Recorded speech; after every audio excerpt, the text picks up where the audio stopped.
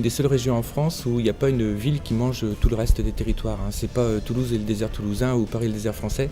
Bien au contraire, en réalité, on a une sorte de polycentrisme avec des activités partout. Il n'y a pas d'endroit désert, il n'y a pas d'endroit pour l'instant surpeuplé. Et finalement, ce polycentrisme, je crois qu'il est une clé fondamentale du développement original d'un territoire.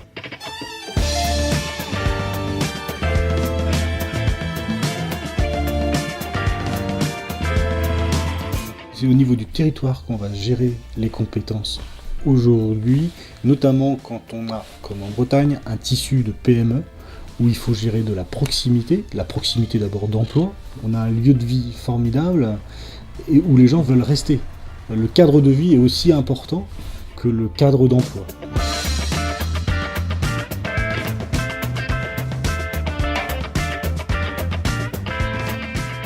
On a même des jeunes qualifiés qui sont allés à l'université et qui préfèrent tenir des emplois sans qualification dans l'industrie, mais dans leur ville d'origine, plutôt que s'expatrier sur un autre territoire, une autre zone géographique de la France.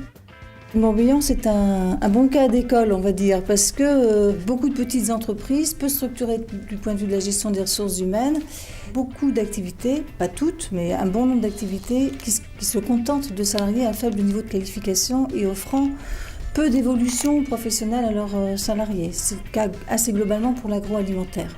Alors, le Morbihan, c'est pas seulement ça. À côté de ça, on a des entreprises qui sont des entreprises de pointe, de petite taille aussi, avec des salariés de haut niveau de qualification. Donc, on a un peu toutes les gammes de qualification.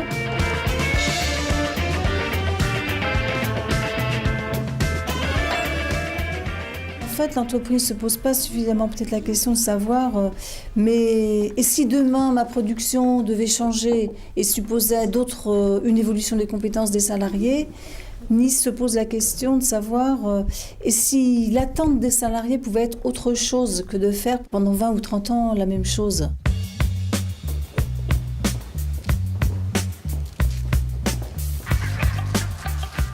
Il est important sur un tissu de PME qu'il y ait un réseau fort, et notamment en matière de ressources humaines. C'est en échangeant ensemble entre PME qu'on va pouvoir détecter quelles sont les compétences qu'il y a actuellement dans l'entreprise, quelles sont celles dont on va avoir besoin dans 5-6 ans par rapport à l'évolution de l'entreprise, mais aussi parce qu'il y a des départs en retraite, parce qu'il y a des mouvements de personnel. Ça va nous permettre aussi, grâce à ça, grâce à une analyse fine fait en termes de ressources humaines, de savoir quelle formation construire pour les jeunes demain. Les choses changent. Ce que certains salariés ont accepté, c'est pas sûr que les plus jeunes vont l'accepter si longtemps. On voit que certains industriels disent on a du mal à recruter. Alors quand nous on leur renvoie l'idée, mais vous avez réfléchi à ce que c'était les métiers dans votre profession, est-ce qu'ils sont tellement attirants, qu'est-ce qu'on peut faire pour les rendre plus attractifs? Je crois qu'il faut multiplier aujourd'hui les lieux d'échange entre les entreprises, les chefs d'entreprise et les jeunes. C'est un point capital. Démultiplier les partenariats, ça c'est vraiment la clé, quoi. C'est-à-dire qu'il faut apprendre à se connaître, il faut donner aussi aux jeunes. Je pense que le goût de l'entreprise c'est quelque chose de capital, surtout qu'ils sont tout à fait capables de porter des activités d'ici. C'est parfois des petits rouages qui manquent, c'est pas grand-chose, quoi. Il me semble qu'une des raisons qui rend attractif un métier, c'est la capacité qu'on peut avoir à évoluer dans ce métier-là, à se dire aujourd'hui j'occupe tel poste, mais demain ça pourra être tel autre. C'est évoluer, c'est progresser, c'est faire de nouveaux apprentissages et je pense que les jeunes seront en demande de ça. Bien manager ses ressources humaines, développer les compétences des collaborateurs permet ni plus ni moins d'innover dans la PME et on le sait. Le cœur du développement et peut-être de la pérennité des PME aujourd'hui dans un marché mondial, c'est l'innovation.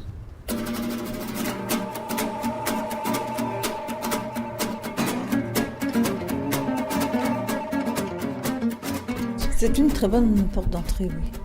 Donc si on prend la question des ressources humaines, on peut imaginer que, évidemment, un employeur de l'hôtellerie et de la restauration n'aura pas tout seul la capacité à développer une fonction ressources humaines, parce que lui-même, bien souvent, il est derrière les fourneaux aussi. Mais on peut imaginer qu'à plusieurs, ils puissent s'organiser pour créer une fonction ressources humaines collective. L'intérêt pour une entreprise d'avoir un RH à temps partagé, c'est de revoir toutes les semaines un spécialiste sur une fonction qui va piloter cette fonction dans l'année, pendant 2 ans, pendant 3 ans. Il y a plein de choses qui vont changer dans l'entreprise, la façon de manager, la façon de communiquer en interne, et puis la façon aussi d'intégrer des salariés.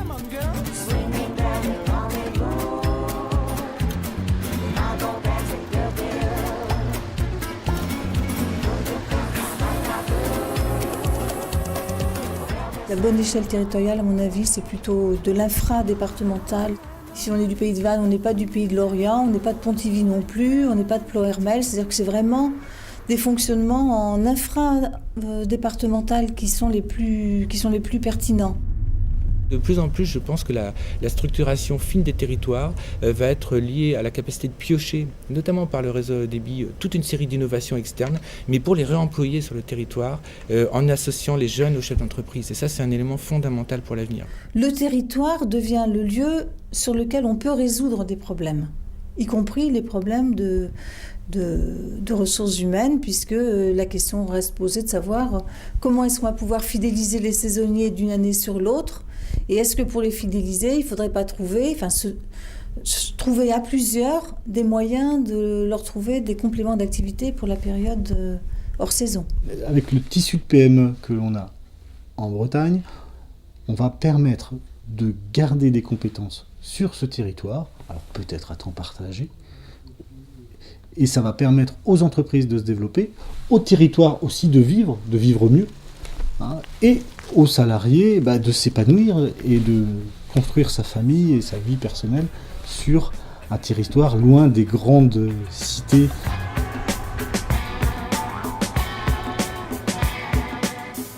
On entre aujourd'hui, je crois, dans une nouvelle économie de la connaissance. C'est-à-dire la connaissance, évidemment, savoir des choses sur le pays dont on est originaire, mais c'est surtout connaître, c'est-à-dire naître avec et finalement utiliser ces connaissances pour bâtir quelque chose sur un territoire, bâtir un véritable projet, construire une utopie, en associant notamment les jeunes et justement les chefs d'entreprise pour essayer de porter un véritable projet de développement durable.